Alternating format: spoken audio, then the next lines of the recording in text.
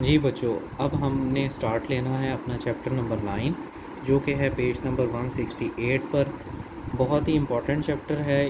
इसमें से short questions बनते हैं, बोर्ड पॉइंट ऑफ व्यू से काफ़ी ज़्यादा इम्पॉर्टेंट है शॉर्ट क्वेश्चंस के लिए, क्योंकि ये हमारे पैटर्न में लॉन्ग क्वेश्चंस के लिए नहीं है, मगर फिर भी हमें इसके लॉन्ग क्वेश्चंस को भी देखना है, इसके शॉर्ट क्वेश्चंस को भी अच्छे से हमने कंप्लीट करना है।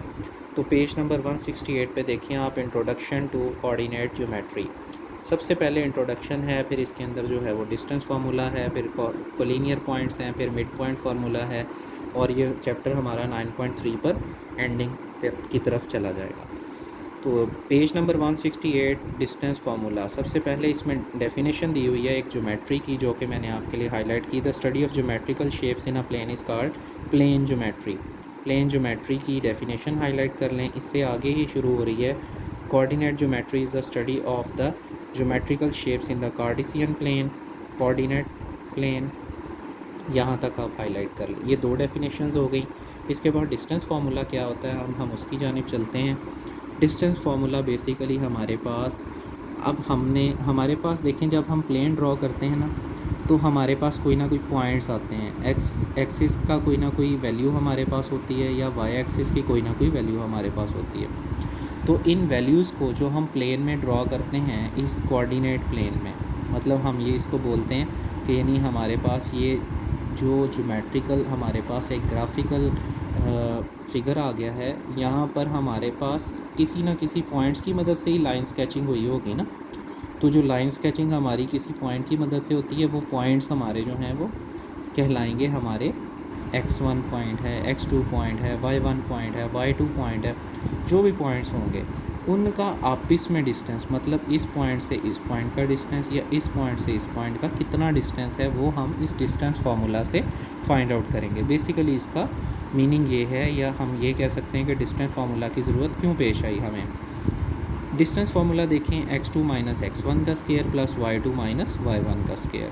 अब हमारे पास एक्सरसाइज में इसके एक्चुअल यूज़ का हमें पता चलेगा कि एक्सरसाइज में ये क्या बेसिकली इसका मतलब है। सबसे पहले question number 1 part number A है, a 9 और दूसरा पॉइंट दिया 2, b 7 और 2।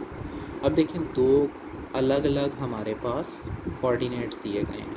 इसके अंदर जो है ये एक्स एक्सिस का पॉइंट है, ये वाई एक्सिस का, फिर ये एक्स एक्सिस का, ये वाई एक्सिस का। अब हमारे पास जो है वो दो लाइंस के क्योंकि इन्फॉर्मेशन दी गई है, ये कोई ए लाइन है जो कि इन पॉइंट्स पे ड्रॉ हुई थी, और ये कोई बी लाइन है जो इन पॉइंट्स पे ड्रॉ हुई थी। मगर वो जो लाइन थी उनका आपस में दोनों तरफ क्या डिस्टेंस था, यानी आपस में क्या डिस्टेंस इन्होंने तय किया, या क्या इनका डिस्टेंस था, वो किस तरीके से हमने फाइंड आउट करना है इस फार्मूले से। देखिए, हम पहले वाले को x कहते हैं, सेकंड वाले को y कहते हैं, पहले वाले को x, सेकंड वाले को y। मगर अगर मैं x y तक ही रखूँगा तो फिर मैं किस तरीके से इसको डिफ़र करूँगा या आइडेंटिफाई करूँगा कि ये और है या ये और है। तो इसलिए मैंने x1 इसको कह दिया है, इसको y1 कह दिया है, इसको x2 कहा है, इसको मैंने y2 कहा है। तो 7 माइनस 9 का स्केयर, यानी ये क्योंकि x2 था, x2 माइनस x1 स्केयर, ये y2 था, y2 माइनस y1 का स्केयर। अब ये देखें 2 माइनस 2 का स्केयर हो गया, तो ये 2 प्लस 0 का स्केयर, 4 प्लस 0 कितना हो गया 4, और ये हमारे पास आंसर आ गया 2। ये सारे के सारे पार्ट्स इसी तरीके से हमने जस्ट डिस्टेंस फार्मूला लगाते हुए हमने फाइंड आउट करने हैं, और बहुत ज़्यादा इजी है ये सारी वर्किंग। इसलिए मैंने लास्ट पार्ट आपके लिए सॉल्व किया है। लास्ट पार्ट में क्या है, 0 माइनस 0 और -5 माइनस 0। जो ये डिस्टेंस फार्मूले का माइनस है ना, ये आपने नहीं भूलना। ये मैं आपको फिर बता दूं, x2 माइनस x1 स्केयर हो रहा है, y2 माइनस y1 स्केयर हो रहा है। ये मस्ट है कि ये माइनस ही होंगी, और ये वैल्यूज़ आप इसमें प्लस होंगी। इस फार्मूले में हम अपनी मर्ज़ी से चेंज नहीं कर सकते। इसीलिए 0 माइनस 0 का स्केयर, -5 ये फार्मूले का माइनस है जो -0 का स्केयर हो रहा है। तो -5 आंसर आ गया। 0 का स्केयर, 5 का स्केयर कितना होता है 25, और 25 का अंडर रूट लें तो 5 ही आंसर आ गया। ये हमारा क्वेश्चन नंबर 1 कंप्लीट हो गया। अब हम चलते हैं क्वेश्चन नंबर 2 तक पर। आप मुझे बताएं कि अगर कोई कन्फ्यूजन है क्वेश्चन नंबर 1 में तो मुझसे ज़रूर पूछें। अब क्वेश्चन 2 सॉल्व करने जा रहे हैं। क्वेश्चन नंबर 2 की इन्फॉर्मेशन देखें। Let P be the point on x axis with coordinate a and Q be the point on y axis with the point B as given below, find the distance between P and Q. सबसे पहला part है A is equal to 9, B is equal to 7। थोड़ा सा इसके concept को समझ लें हम। कॉन्सेप्ट इसमें क्या है? कॉन्सेप्ट इसमें है एक ग्राफ बना हुआ है आपके सामने। ये मैंने सिर्फ़ और सिर्फ आपको इसका कॉन्सेप्ट समझाने के लिए बताया कि हमें देखें, अब तो उसने वैल्यूज़ नहीं दी हुई कि 9 0 या 0 9 या 7 5 या 7 0, कुछ भी। एक पॉइंट दिया है 9 और एक पॉइंट दिया 7, एक को कहा ए और एक को बी। मगर जो पी और क्यू वाली बात क्वेश्चन में की गई है वही सारे का सारा बेसिक इसका कॉन्सेप्ट है। उसने बोला है कि पी एक पॉइंट है जो कि एक्स एक्सिस पर है और वहाँ पर ए की वैल्यू मौजूद है, वाई की वैल्यू कोई नहीं है। और क्यू जो एक ऐसा पॉइंट है जो कि वाई एक्सिस पर है, उसमें बी की वैल्यू दी हुई है और यानी वाई की वैल्यू दी हुई है, एक्स की वैल्यू मौजूद ही नहीं है, मतलब ज़ीरो है। अब देखिए, मैंने एक रफली प्लॉट किया आपके सामने ग्राफ कि पी कोई भी पॉइंट है इस लाइन पर एक्स एक्सिस पर और क्यू कोई भी एक पॉइंट है किस पर, वाई एक्सिस पर। यहाँ पर y की वैल्यू एग्जिस्ट कर रही है, यहाँ पर x की वैल्यू एग्जिस्ट कर रही है। जहाँ पर x की वैल्यू है y 0 है, जहाँ पर y की वैल्यू है x 0 है। तो इस तरीके से यानी a पॉइंट कहाँ पर था, a पॉइंट हमारा x एक्सिस पर था, p पॉइंट है ये। तो अगर ये p पॉइंट है तो इसका मतलब ये x की वैल्यू है जो कि 9 है और y की वैल्यू यहाँ 0 होगी। अब मैंने पॉइंट्स खुद बना लिए, p पॉइंट 9 और y की वैल्यू 0। और b के साथ क्या किया, b यानी 7 हमारे पास, इसमें b कहाँ पर होगा, q पर। और q में क्या है, हमारे पास x की वैल्यू नहीं है, हमारे पास है जस्ट y की वैल्यू यानी b की। तो फिर 0 और 7।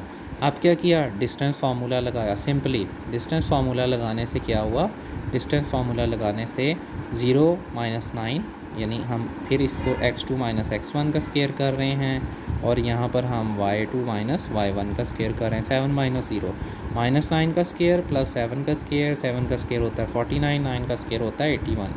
81 + 49 130 आ गया अंडर रूट में। हम इसका अंडर रूट नहीं ले सकते, इसलिए हमारा यही आंसर है। इसके बाद हम आपने करना ये है कि अपने क्वेश्चन नंबर 2 के पार्ट नंबर 2 3 4 5 और 6 को एज होमवर्क आपने करना है। सब में यही काम करना है कि ए की जो वैल्यू दी है पॉइंट पी की है, ये एक्स इसका 2 है और वाई 0 है, इसका एक्स 0 है और वाई 3 है। अब आप पी और क्यू पॉइंट्स बनाए जाएं और डिस्टेंस फार्मूला लगाते चले जाएं, आपके ये क्वेश्चन सॉल्व हो जाएंगे। हमारी एक्सरसाइज 9.1 भी बच्चों कंप्लीट हो चुकी है। अगर आपको कोई भी कन्फ्यूजन है, किसी किस्म का कोई प्रॉब्लम है, इसको समझ नहीं आई, तो मुझसे इनबॉक्स करें और मुझे अपना काम भी इनबॉक्स कीजिए, बल्कि अपना काम 9.1 तक कंप्लीट कर लें। जिन बच्चों का काम अभी तक मुकम्मल नहीं हुआ, सभी स्टूडेंट्स अपना काम 9.1 जो कि हमारा फर्स्ट टर्म के सिलेबस का लास्ट चैप्टर है, इसको आप यहाँ तक मुकम्मल कर लीजिए इस वीकेंड पर। और इसके बाद फिर आपका जो है 9.2 की तरफ हम चलेंगे मंडे को। और आपका टारगेट ये है कि आपने अपना इस वीकेंड पर काम कंप्लीट कर लेना है एक्सरसाइज 9.1 तक। किसी भी किस्म की कोई पीछे प्रीवियस चैप्टर्स में भी प्रॉब्लम है तो मुझसे ज़रूर पूछें और अपनी कन्फ्यूजन को दूर कीजिए।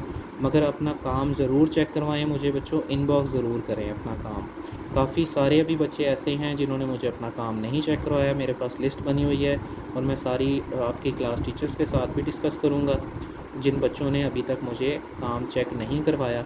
और उसके अलावा अगर आप ये सोच रहे हैं कि काम चेक ना करवा कर भी हमारा जो है वो कोई ऐसा मसला नहीं है, कोई बड़ा इशू नहीं है, तो हरगिज़ ऐसा मत सोचें, क्योंकि आपके एडमिशन्स वगैरह के हवाले से जो अभी मामला चल रहा है उसमें जिन बच्चों की वर्किंग रेगुलर है उन बच्चों के एडमिशन्स भेजेंगे हम, बाकी बच्चों के एडमिशन्स के लिए भी प्रॉब्लम हो सकता है। ठीक है, तो अपना काम रेगुलरली करें साथ साथ और काम चेक भी करवाते चले जाएँ।